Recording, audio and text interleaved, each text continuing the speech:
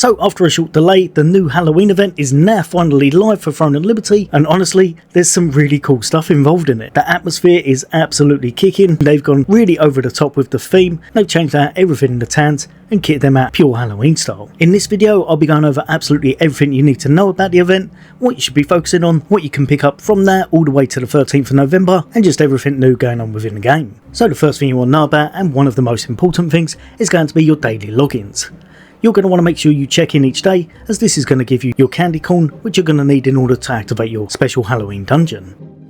Another thing, if you can find him, because I believe this is a kind of wandering merchant, you'll also be able to net yourself some goodies from the Haunted Harvest Peddler. Every time you see him, make sure you pick up everything he's got from his wares, as dimensional pumpkins are absolutely amazing as one of the new currencies. Chocolate will be great for your crafting of cooking recipes, and again, you'll be able to get another candy corn from here. This guy, I believe, mainly stays around the kind of Vienta village, but he does travel up and down the roads, so you may want to keep a lookout for him whenever you can. Whenever you're trying to spend your goodies, you're going to want to go to one of your dimensional exchange vendors, and here you'll be able to pick up some amazing event-only goods, such as the Pumpkin Lord headpiece, the new Amatoy, the Jack-o'-lantern Izzy, something for you to morph into in the Hallow Night, and of course some really nice stuff in trait extraction stones, trait unlock stones, and another morph, the Punky Pumpkin. Honestly, there's some great stuff here. Just make sure you've got enough to grab whatever you can, and you don't want to spend them on anything if you think it may not get you some of the rewards that are going to be seasonal. Of course, jumping over to our new carp dungeon, and this one's going to be the Haunted Labyrinth. This is, to put it bluntly, kind of insane, but it's a lot of fun, and you get some really nice rewards that again you'll only be able to earn whilst you're doing this event. These are going to range from some of the things we saw earlier that you can actually exchange if you don't get them, such as the morphs or the Jack-o'-lantern headpiece. But you can also get some other things as well that are going to be really worth having, such as your foods that are going to be pre-made, a little bit of gold, an abundance bundle which is absolutely amazing because it can give you some purple upgrade items, and finally, if you're lucky enough, some more ornate coins. Honestly, this dungeon was just completely chaotic. Hectic is not describing it enough because I did not know what was going on most of the time, but you're going to be fighting a whole bunch of pumpkins, you're going to be morphing into one and rolling along. You're probably going to fall over a few times in the process of working out what to do, but it's definitely worth doing because it gives you some nice rewards and it's just a lot of fun in the process. The dungeon itself is not very difficult, I must admit, as we 5-man most of it because someone left, and it's more of a fun activity more than anything else. Once you have managed to plough through it and you've defeated the bosses, and of course the final boss, you're going to go to the pumpkin head, pick up your reward, and hopefully grab yourself something tasty in the process. Heading over to the shop, and we've got some absolutely amazing stuff now.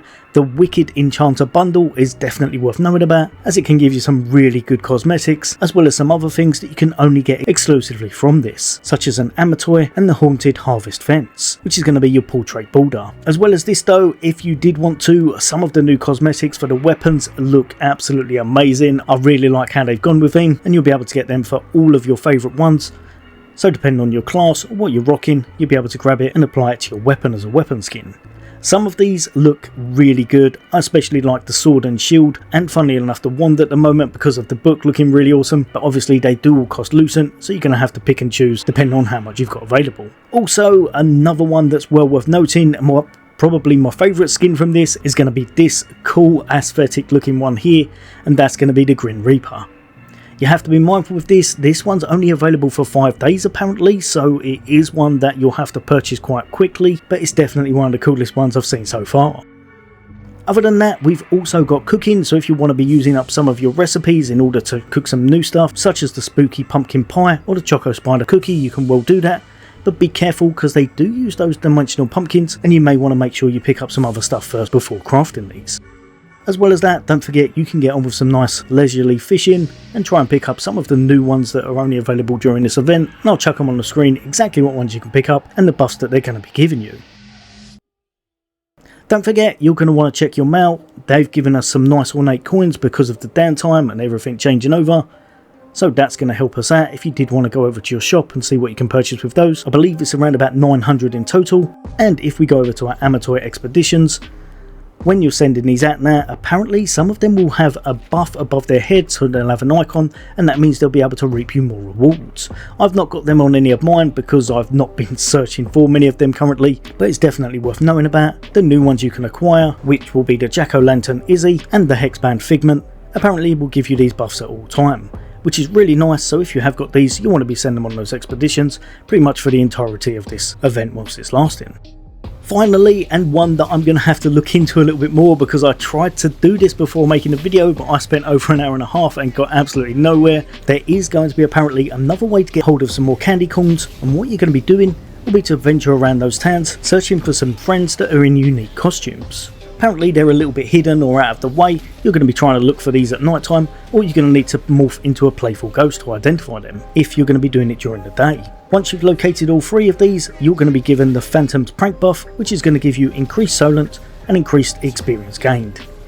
Now I'm not sure if this is just a one-time deal or if you'll be doing it each day and they kind of move around, but as soon as I know exactly how to get hold of this, I'll be chucking a guide together to let you all know, make things a little bit easier. But yeah, that's pretty much summing up the event so far. I think this is pretty cool and I really like some of the cosmetics. Let me know in the comments if there's any Halloween stuff that you're looking forward to getting. As always, there'll be a lot more content away from me. For now, take care. I'll see you on the next day.